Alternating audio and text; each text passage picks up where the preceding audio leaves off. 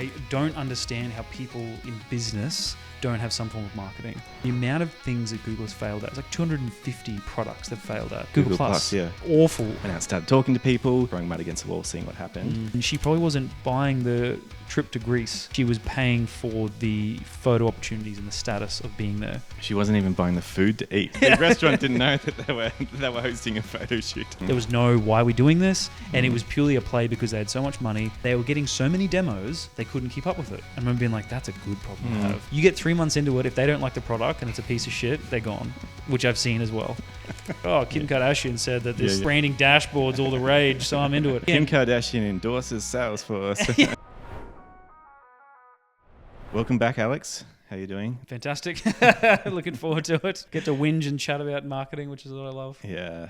That's what we love to do around these parts. We like to push the conversation forward. That's right. That's a better way to put it. Today, what are we talking about? We're talking about how easy marketing can be when the product's good. Or maybe a better way, we say, is marketing easier with a good product?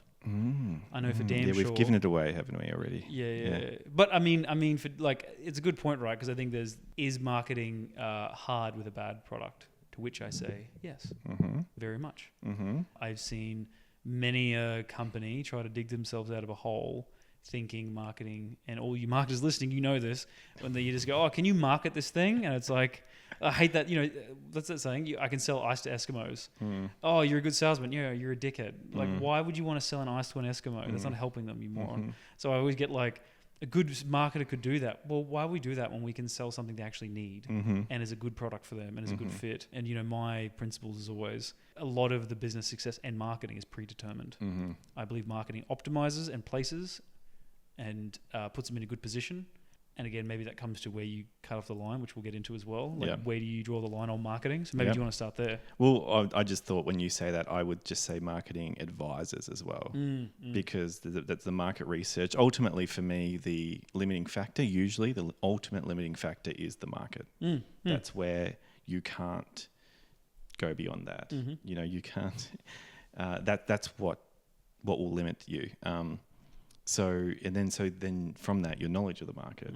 When people say, oh, if you're good at marketing, you should be able to sell this. It's not taking into account that to sell something, you would actually spend a lot of time considering whether someone would buy it, not just pushing, hard selling this solution that they don't want for a problem they don't have. Yes, correct. So that's what I'd say to that. I mean, for me as well, like product is one of the 4 Ps of marketing. It's one of the tactics of marketing. So when we say that marketing's easy, when the product's good, the concepts aren't mutually exclusive. No, not to me. Yeah. And certainly product, I certainly see the marketing, because it's got the word market in it, the skill set being something that you advise at the product level back into the company with. So if there is insights in the product, that should get fed back. We've got lots of stories on this topic. But yeah, like sometimes the CMO, I say in a company, is more like the CAO, the Chief Advertising Officer. And like obviously the P that a lot of people focus on is promotion, comms, advertising, that type of thing. But yes. I mean, if you take a business and you break it down to the simplest form, right? You're someone, and I'm talking about maybe a small, not a huge one that gets quite complex, but you come into the market with a product or a service that you take a problem or a state that someone is in, and you take them to a better state through your product or service. Like, that's business in one sentence. And I think the point is, marketing side, to your point as well, determines, do we do that process? How do we identify that person where they're at? How do we get them to where they want to go? Which is where I find it so incredibly hard to grapple with, and I still get so frustrated when I don't understand how people in business don't have some form of marketing, because frankly, that is business. And that's pretty much why I got into more marketing, because I thought if you can nail it and get very good at this, that's business. You find demand, or you create or generate, or whatever you want to call it, but you find something that people need and you commercialize a product around that you can make money from. And I think to your point before, it's like, marketing sometimes, the Chief Advertising Officer, comms and promotions and ads and stuff, that's part of it. But also it's like from the very inception of the product is 90% marketing. It's finding, and this is maybe why there are so many people who struggle out there with this, because they don't do that in the beginning and they just go product focused of, I'll build this thing because I like this idea. And then a year later, they're not seeing the results, and they try to reverse engineer. Mm-hmm. I would say most of the go-to-market stuff I do is reverse engineering it, not before they've gone to market, because they've done something and gone, what do I do with this? And you go, maybe if we had this conversation 12 months ago, we could do the research and ask some people and stuff. So yeah, I think and sticking to the fundamentals too. So there's an example I'll use is this really great company, and they bootstrapped. In my opinion, they did everything right from the beginning. They've got like identified a gap that they got pulled into. So you talk about push and pull of like, you could say hypothetically the iPhone was pushed into the market because people weren't asking for it necessarily. There was a need for it, but it was more they had to promote this new thing that solved all these problems. Whereas they're getting pulled because people are saying, hey, we have this problem. Someone please come fix it for us. And it was these large organizations, and it was this, I won't get into it, but it was a social impact software. And they're getting pulled into it. Anyway, the founders bootstrapped it, their own money. They co-developed it because there was already a need. There was already a handful of foundation clients who needed it that they said, we'll pay for the starting of it. Brilliant. If you can do that, brilliant. Delicious. Because it shows that there's the need there already. You've already got first users, you can test it again. There's a couple of them, so it wasn't just one. And you got revenue. Yeah. So you've already commercialized it. And then off the back of that, you've got logos you can promote and case studies. Anyway, so you got all these things you can do. They built off the back of it. The other one was the founders got so involved, and it's so rare, but they got so involved and they built a huge personal brand themselves, and they went to what I keep advocating for. They got in every community. They went to every event. They built their own events. They pushed and pushed and pushed social media, everything. They made themselves loud and known about a topic, and they were known for that topic. And still to this day, most of their revenue and leads come from referrals and word of mouth. I don't think they spend any money on ads or on anything. Their founders are so active. People love hearing from the founders. They love to hear the whole Channel 9 news. Oh, so-and-so developed this thing. They want to hear about that person. They don't want to hear about the logo. They love hearing from people with great ideas. People love people. They did the fundamentals. They created a new product. And it was for a need that no one was paying attention to. And it was a defined market, a defined user, and a defined solution. And you could argue a blue ocean, but it was like no one was really fighting for it. There were things that could be used over the top of it, but they weren't hard competitors. They weren't really focusing on this specific thing. And they're just going strength to strength. And they're so good at it. And then I come in to help with their marketing. And to the point of this episode, it was easy because it was like you have the demand. You already have a strong brand. You have a clear direction. You know what you do. You know why you do it. And as an example of that, because they're bootstrapped and a few people there, they're working 10 different roles like all good founders do. They need to do multiple demos all the time. And they were getting so many demos, they couldn't keep up with it. I remember being like, that's a good problem to have. Everyone I work with wants leads and stuff. They had so many coming in that they forced themselves to do fortnightly demos. Group demos. So instead of that, someone goes, I'd like to see a demo of your product, please. They go, great. Here is the next fortnight, one a fortnight. Register for the next webinar. We'll do a demo for you and everyone else. And more recently, they went from a handful. They were getting now 16 to 24 we had on the last one. And it was a really good because you could say, oh, so-and-so wants to see a demo as well. Bring them along. And it was like they had the demand, and it was then just a matter of how do they capture it efficiently and how do they use that to convert that demand, as opposed to a product that no one knows about, no one cares about, no one has the problem about, and marketing gets brought in to go, can you fix this, please? And you're like, no, I can't fix that. Well, sorry, you can do demand gen or whatever you want to call it, branding, to try to identify that and go into the needs. But when there's a good product and the fundamentals are done right, marketing or brand and comms, comms and advertising becomes so easy. Yeah. Well, in that case, if I was pulled into something like that, my mind goes straight to, well, I can help you get closer to product market fit. Correct. That's what I'd offer. Yes. I wouldn't offer any sort of promotion or anything. It would be more research and product consulting effectively. Yep. So let's determine the strike rate. Exactly. Yeah. I mean, there's a company I worked with recently. This was a SaaS company. Alex is a SaaS expert. I don't do a whole lot with SaaS, but in this case I did. And it was it was started out as a code quality platform. The idea was, clients who are non-technical can get developers to put stuff through this platform, and they'll get some sort of benchmark of the quality of the code. That's where it started off with. And I started talking to people, throwing this at them, throwing mud against the wall, seeing what happened. No promotion, nothing like that. A basic website, just for credibility. So if someone went there, it's like, okay, it's real.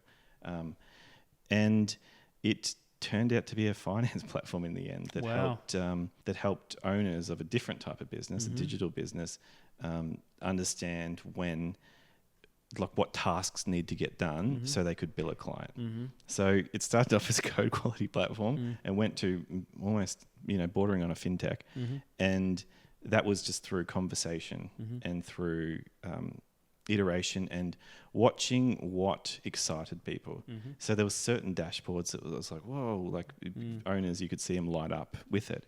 But you start out with this hypothesis and you throw it out there, and then all of a sudden you hear some things like, oh, there's an interesting little nugget there, and it is interesting what something can start off as and what it became. And it's similar with this podcast. It started out for non-marketers, it became a podcast for not just any marketer but senior marketers, and that was not anticipated either.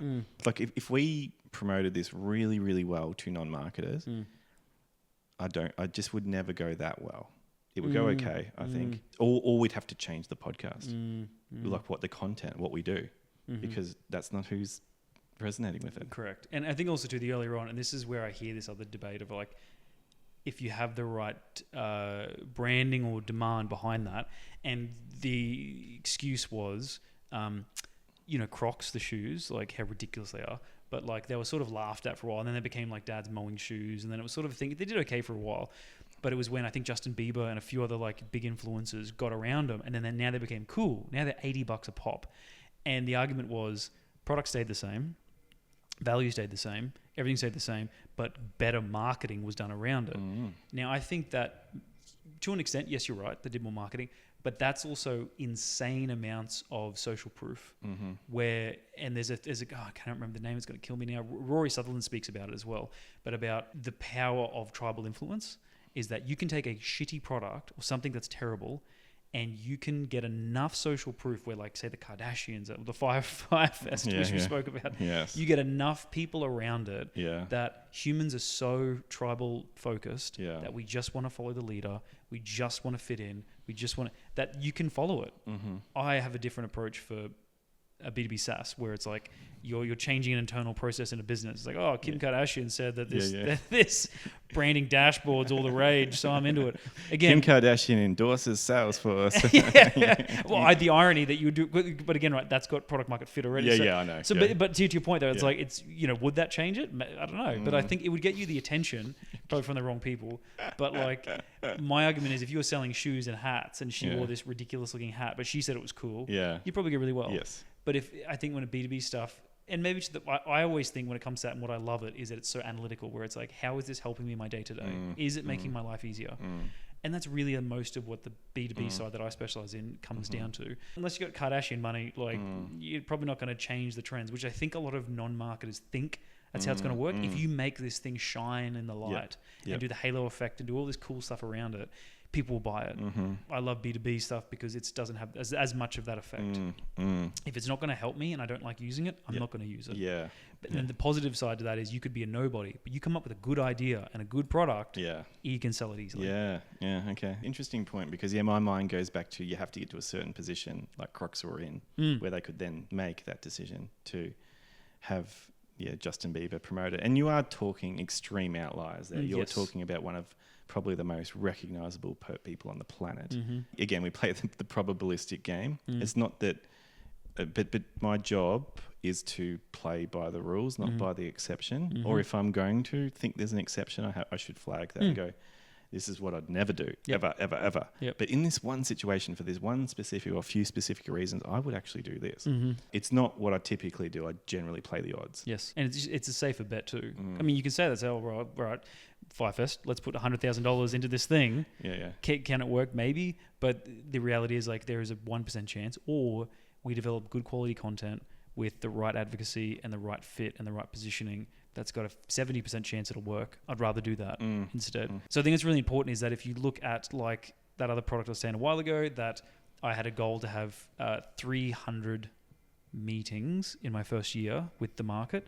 And I was very lucky because the place I was at had an okay brand, it was a new product, and the industry was somewhat more receptible to talking to people. They're very social in this area. Whereas I've worked with large mining, oil and gas companies, and they would rather rip their own arm off than have a meeting with a seller. So so I was able to have a lot of meetings, and I got really out there. And I think over the 2.5 years, I had like 1,000 meetings all up. And it's the best lesson I've ever learned, because as clear as night and day. The positioning, the product itself, I reckon I could engineer it to the finest detail. I knew exactly what they wanted and how they wanted it and what they needed it for. And it was so abundantly clear, which is where all that advice comes from, talk to your customers. But the point was that like, once I was so deeply ingrained with the need and the person and what they were after, the product was super clear. Once the product was good, the marketing was super easy. And so it's all that follow on. And to your point, it's like, that's also marketing, I would argue, with the beginning, product, and then comms and advertising from that as well. So yeah. And like sales and the whole growth function, I'd say, like the whole go-to-market function. Obviously, we're all looking for product market fit and the elusive, quite elusive, But when you find it, you feel it. But the same thing with a more mature company, like they might have a tired product. You know, the big players whacking them. There's a new innovative competitor on the scene.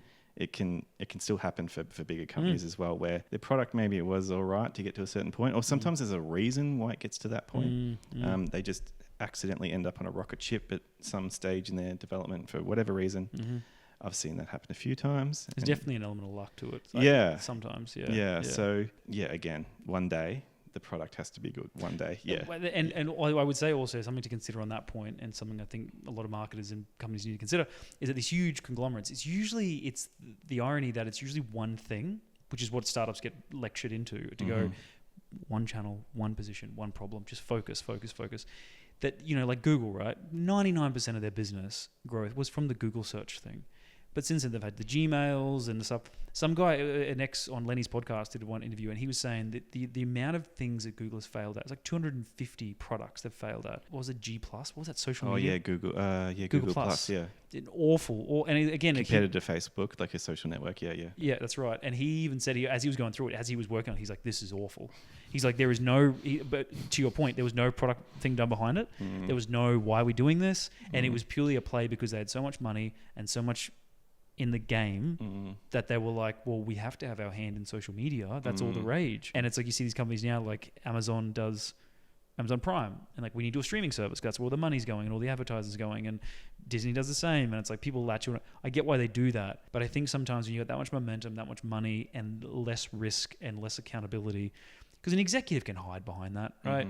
Google Plus fails. Who is responsible? No one. But a founder is very clearly responsible for their stuff. So I think that early stage stuff, and there's an example that this company I worked with did very well off one product, and it was because, again, fundamentals were done right. They found the right fit. They found the right need. No one was paying attention to it. They had a unique way of selling it. They had a different way of doing it than anyone else. They were very ingrained in the early days. One of the founders was from the industry, so what I call like founder-led fit, founder market fit, where it's like you've got an expert from that industry that can have an authority in it. Yeah, and probably connections as well already. Yes, that's right. The first couple of connections, and also that I always stand by that, like a product or service, whatever it is, you're helping that market with an outcome. So you need to be an expert in that outcome, and you need to, like, if you're selling engineering software, you should know engineering. He had that. It was working really well, and I would say 9 out of 10 demos we had, we got the aha moment or the holy shit moment that people call it. And I remember thinking, I wasn't really accustomed to many other things at the time, but now looking back, I was like, that was so rare. Like, I'm talking like almost every demo, they would sit at the end and go, wow. They're like, I love this. This is amazing. Again, it was a complicated commercial process, and big companies take time, all those things. But it was like the product market fit. They found the problem, they found the product, they were amazed by it, and everything else fed off the back of that. They developed another product because one client, a big client, said, oh, can you build this other thing? And so it started with, yeah, we'll give it a crack. Sunk a lot of money into it. Last minute, like all big companies, rug was pulled, but they had the product. So they went, oh, let's keep developing it. We've come this far. Famous last words. And they put, and I think over 3 or 4 or 5 years, like $2.5 million, like thereabouts would have been put into it. And it never got anywhere because there was no fundamentals been done. The product didn't have a need it serviced. It didn't have a defined area. And this closest competitor, they were trying to sell it for $4,000 a month. Closest competitor was getting sold for $16 a month. That essentially gave them the same outcome. And multiple times we'd show it to people and they go, I like it. It's kind of a cool idea, but like they didn't have that bite. Like people would go like, but yeah, it was a nice to have, I guess. Instead of going, we can help you solve this problem. And also part of the thing was it required like a system change. You had to change the entire way they did this entire thing. So one product, push shit uphill for years, waste a lot of money. The other product, very easy. The marketing and the comms was very simple behind it. So beautiful. It's delicious. Yeah. So riddle me this then. Can you promote a bad product? I've made that intentionally vague. Well, I'll say this. I'd say depending on what it is, once again, and I'm going to draw very broad lines, I'll say B2B SaaS, no. Good. Okay. Sorry, let me say that again. You can promote it. It won't last. Yeah. Okay. Because you'll have churn. So you can do the sexiest marketing, say all the right things in the right way, present the product, awesome free trial, do everything marketing correctly. You get 3 months into it. If they don't like the product and it's a piece of shit, they're gone, which I've seen as well. So no for B2B. For B2C, I'd say anything software, anything subscription related, no. Because subscription requires long-term value. Yeah. And if you can't realize it having long-term value, I think it's like the 3-month hump. Over 3 months, if they haven't touched it, they're probably going to leave. Like a 90% chance they'll leave. Subscription, no. Transactional B2C products, yes. I think you can market the crap. What's that? Liquid Death? Have you seen that? Oh, yeah. Yeah, it's water, right? It's soda water. Yeah. And they charge like $5 a can. Yeah. You can go down to Woolies and buy a 2-liter bottle for 98 cents. Like $5 for a tin? Really? Like, but that's not what they're buying, obviously. They're buying... I don't know what they're buying. Actually. I don't know much about this brand, but I have heard about it. Like they're buying status, I guess. Where they're endorsed by Joe Rogan and what's his name, Tom Segura. Okay. And they've got good backing. And I'll be honest, it looks kind of cool. Yeah. And it seems, again, maybe that whole you're selling experience, which you hear that phrase a lot on things like LinkedIn and all these, gurus in marketing. And yes, you are selling experience, but I think an experience in a drink or a clothes or a shop, whatever, is very different from anything B2B related. I personally think it's very different in that sense. Yeah, well, that's what I said, because maybe you're selling status with Liquid Death and with like consumer products, other consumer, like, Ferrari and whatnot, and Louis Vuitton and all the things where you are selling status. Literally status. Not a whole lot, not as much in B2B per se. Which, and then to your point, then you can rely, because say the Louis Vuitton stuff, right? Like, you are selling status, so it can be a bad product. And someone said the other day, like some of their products are $50 is a material wise for a $5,000 purse, which is ludicrous. But to your point, they're not buying a $50 purse. No. You're buying the status of Louis Vuitton. Yeah, buying the badge. That's right. Yeah. Or a Lamborghini or whatever you're going to buy there as well. So can you market a bad product? Yes. But then the irony is, if you market it properly enough to say Liquid Death, does that then not become a good product? Yeah. Or is the value of the product just misunderstood from the outside? Because Louis Vuitton, we can say it's a bad handbag or whatever, a purse or whatever, but it's not what they're buying. Well, here's a way of thinking about it then. I just thought of it then. Is that then, it's not the marketing, because you said you're selling status. So therefore, it's got nothing to do with the bag. You're selling the status. So essentially, you're creating a good product. True. So your marketing is creating the product. It's like one of those ones of, and I won't name names, but you can do those rating organizations who like rate certain things, and you can get their badge on your website. Oh yeah. Yep. So if you have things like that, for example, technically that's nothing. That's the badge is nothing. What you're selling is credibility and status, which ironically is the marketing. Yep. I think it's very variable, and I think again depends on, to your point then before, what are you actually selling? Because if you are selling status or credibility, or then I would argue that it's not the bag or the Ferrari. No, the product is the status. Well, and which would the Fire Festival would have been that too. Yeah, they would have been like, the Kardashians, and they don't want to see the music acts that are there. No, they probably don't know who they are. Correct. They want to be seen as going there. Yes, they want to be known, because they'd be Instagramming the shit out of that. I'd say. Because I saw once too. I went to our honeymoon. Went to Greece, and we went to Santorini, and there was all these, like, I've never seen more influencers in one area. And if you don't know Santorini, so in Greece, those like blue dome places, you always see them on postcards and stuff. It's really nice, very boring, very picturesque though, but like a really nice spot. And there was, at one morning looking across, and I would have seen about 5 different influencers at once. They had tripods like set up, and this one girl was getting a photo of her, about 10 different shots of her eating this breakfast. Didn't touch the food once. It went stale and flies were all over it by the end of it. But again, she probably wasn't buying the trip to Greece. No. She was paying for the photo opportunities and the status of being there. She wasn't even buying the food to eat. No, and I remember like, it wasn't for sustenance. Right? I was like, should I just lean over and grab the croissant off the thing? Like, it's a photo shoot. The restaurant didn't know that they were hosting a photo shoot. That's right. I think, can you market a bad product? It depends what you call a product, I think, is the answer. I think the answer is depending if it's B2C or B2B. And I think, what are you actually selling? So back to that point, I don't believe you can market a bad product sustainably. I reckon I'm on board with that too. Mm. Yeah. But the other thing I'm thinking is I just don't want to either. Yeah. Yeah. That's the more mature Yeah. answer. We've all been there where we're like, oh, this sucks. This thing sucks. Yeah. I do not want to try and promote this. I'm embarrassed to promote it. And I met this really good sales guy a while ago, and he was like a guru like his whole life, and he actually legitimately was. He wasn't a sleazy like Wolf of Wall Street wanker. He was legitimately a good sales guy. His thing always does that he has to believe in the product. He goes, selling is so easy when you legitimately believe in the product because it naturally comes out of you. And I think the same goes for marketing. If you naturally love the product, you love what it does and you believe in it, everything else is easy. Like you're just, what do they say? You're just telling people why you love it. You're not that's a good one. forcing people to do things. Yeah, yeah. Oh, that's cool. I like that. Write that down. It's a good one. I will. I'll jot it down. I'll jot it down. Thank you for chatting, Alex. I think we've covered a lot in that episode once again. Stuff. I will see you on the next episode. I enjoyed that one. Appreciate it. Fun. See you next time, mate. Talk soon.